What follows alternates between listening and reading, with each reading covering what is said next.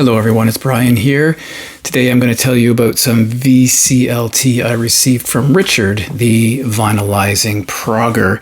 Before I get to that though, I just want to talk about 4 pieces of paper.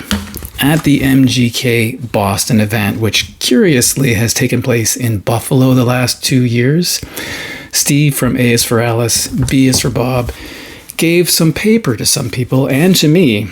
And so he was dismantling a book and he retained pages he thought might be of interest to people gathered there. So I'm going to show you the 4 pages he gave to me. So the first is this page featuring an image of Mark Knopfler of Dire Straits. And I have to say, if I'm Mark Knopfler, I'm not sure what my reaction to this image is. He's got a giant head, just an incredibly large nose, and a comparatively small guitar. So, metaphor or not, I think I'd be distressed by that, but it definitely is an accurate representation of Mark Knopfler.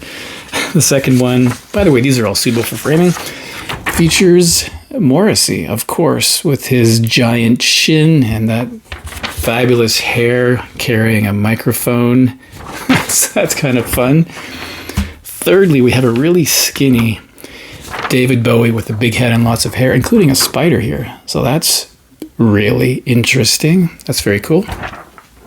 And finally, one of my favorites, the Velvet Underground with all of the characters, including Andy Warhol. So that's pretty interesting too. Fantastic. All right, by the way, Steve from A is for Alice, B is for Bob is also the person responsible for this, what do we call it, flock of seagulls style hairpiece, which you may have seen in the last video. So thank you, Steve, for all of that. All right, so a while ago, I'm not sure how long ago, Richard from the channel The Vinylizing Progger, you may know him, you may not, I'll put a link below. He contacted me to say that he had a couple of records he thought I might like, and he was willing to send them to me. Well, as you know, shipping to Canada is, well, shipping within Canada is also very, very expensive. So I said, look, let me stream them first and see if I like them, because I don't want you to spend the money to send me something that maybe I don't appreciate. So I did listen to them, I think 2 to 3 times each, and I felt that I quite liked them. So I said, look, if you want to send them to me, you can, but don't feel obligated because it's going to be quite pricey. But he sent me the records, and I really appreciate that. And first, let's just talk about some, what I can only describe as masterful packaging. So the records came in this nice box with, dividers and a fair share of bubble wrap and also corner protectors for each corner. I think that might be the most well-packaged record, well, there's 2 in this case, I have ever received. Absolutely brilliant. So thank you for putting care into that. He also included a note, which I won't read, but it is interesting. He's taken a step back from YouTube. So when you visit his channel, you'll note that he hasn't made videos recently. I hope he comes back and makes videos, but if you go back and look at his older videos, you'll find them quite interesting. He does mention that he has only been to Canada once, so I think you should definitely come back, Richard. And then he notes that he put the records in his favorite record sleeves from Vinyl Storage Solutions out of Winnipeg. So I will show you those as well. So what he sent me were 2 records from a Norwegian musician called Frode. He'll correct my pronunciation is probably terrible. Frode Andersen, which you can see there. Now, if you go to the internet and you search that name, what you're likely going to find is a Norwegian biathlete. But just put the word musician beside that and you will find the correct person. So he's a Norwegian musician, plays many instruments, operating in, I guess, the jazz fusion, a little bit of funk, a little bit of prog. So all those things kind of melted together, which I find quite interesting. This particular record called Dark City came out in 2025. And I do love the cover here. It sort of gives you kind of a film noir sense. You've got some sort of Christopher Marlowe type character here. You have the moon, of course, this ship coming in, some waterway. It continues onto the back with a woman here. So if you open it up, you get the whole scene. This is the inside. And, as you're looking through, by the way, I should say this is not a review. I I've only listened to them a few times. I don't think I'm qualified to do a review. But as you look at the tracks, you'll get the sense that some sort of narrative is being built here. So you've got the ship arrives, right? So the ship again is over here.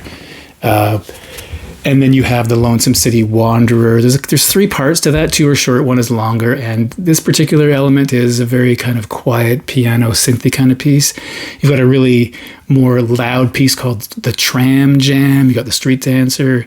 So it's really interesting. It works through what you would assume is a narrative, ending with the Dark City, which I guess it's the longest track. It's 11.5 minutes, and it's got all those elements I mentioned about fusion and jazz and whatnot, but it also has varying time signatures as well, so quite interesting. Very nice package. This is limited edition. There's only 200 of these apparently. And this is that's side B, side A. So a really interesting listen. If you're interested in those elements, prog, fusion, jazz, that kind of thing, I think you will find something to like in this. You can stream it. There's some tracks available on Bandcamp, and if you go to YouTube, you can hear some more tracks. So I think it's really an interesting record. So thank you for that. Now the second one he gave me was also from Frode Andresen, but this one's done in conjunction with a string quartet called Atlas. So you'll see right here, his name in Atlas. This is called Aurora Polaris, and so you'll know right away that there's a kind of a northern winter feel to this album cover for sure. The image here and the northern lights really give the sense of winter.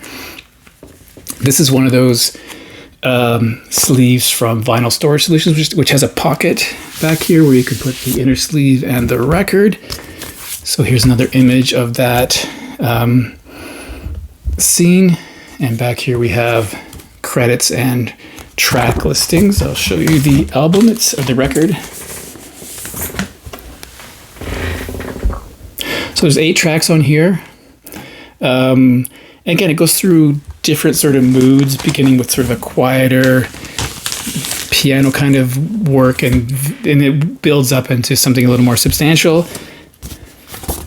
Standout track in here was probably Blizzard on side 2, but they're all very good. If you like, it's kind of hard to describe because I don't know if you can even imagine that sort of jazz, but with classical in a way, because there's a string quartet on here, but also with proggy elements. It's kind of hard to describe, but Atlas is an all-female string quartet with Sabrina Tabby on violin, Ginty McTavish on violin, Susan Bankston Price on viola, and Genevieve Tabby on cello. I don't know anything about this band, but apparently they're well respected.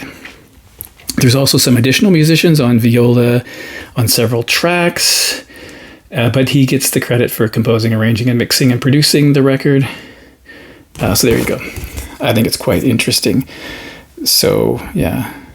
Anyway, again, I'm not really reviewing these records. I'm just telling you about them in a very general way because I'm not really sure I'm up to reviewing them at the moment. But really interesting records. I'm glad I have them. Thank you, Richard, for sending them all the way to Canada at your expense. I really think that was very nice of you. And thank you, Steve, for those images from that book. And also for this, the question is, do I wear this again in another video? Maybe I should do a poll on that.